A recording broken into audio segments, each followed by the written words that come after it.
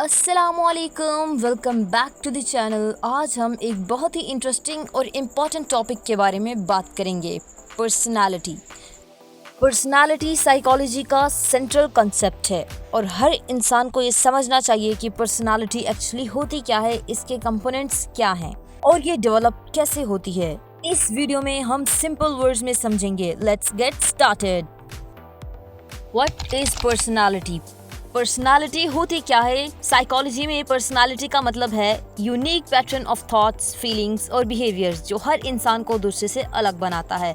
Personality के कुछ important features होते हैं। यूनिकनेस, हर इंसान की पर्सनालिटी अलग होती है। कंसिस्टेंसी, पर्सनालिटी स्टेबल होती है, मतलब आप हर जगह सेम ट्रेट्स शो करते हो।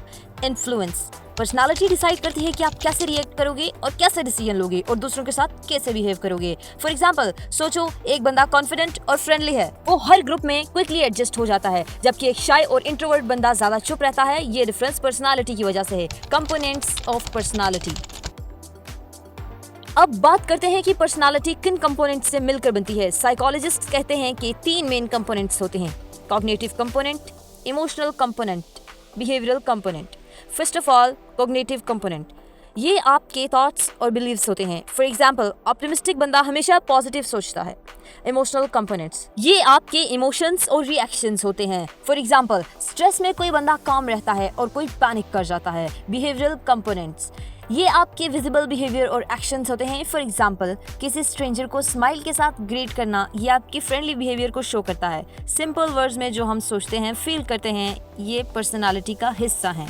Importance of personality. अब सवाल उठता है कि पर्सनालिटी इंपॉर्टेंट क्यों है? Relationships, career, mental health, decision making के लिए। फॉर एग्जाम्पल, रिलेशनशिप्स, फ्रेंडली और कोऑपरेटिव पर्सनालिटी स्ट्रॉन्ग रिलेशनशिप्स बनाती है।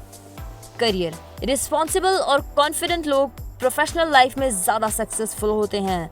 Mental health, positive personality stress को कम करती है और मोटिवेशन को बढ़ाती है। डिसीजन मेकिंग, काम और बैलेंस्ड पर्सनालिटी पूरे ग्रुप को मोटिवेट कर सकती है। फैक्टर्स इन्फ्लुएंसिंग पर्सनालिटी, पर्सनालिटी सिर्फ एक दिन में डेवलप नहीं होती, ये टाइम के साथ साथ बनती है और बहुत सारे फैक्टर्स इन्फ्लुएंस करती है। Biological factor, environment, experiences, learning और भी बहुत सारे। हम बायोलॉजिकल फैक्टर से स्टार्ट करते हैं। जीन्स और हार्मोन्स हमारे टेम्परामेंट और ट्रेट्स को इफेक्ट करते हैं। एनवायरनमेंट, फैमिली, कल्चर और सोसाइटी का स्ट्रॉन्ग रोल होते हैं। एक्सपीरियंसेस, लाइफ के पॉजिटिव या नेगेटिव एक्सपीरियंसेस पर्सनालिटी को शेप करते हैं।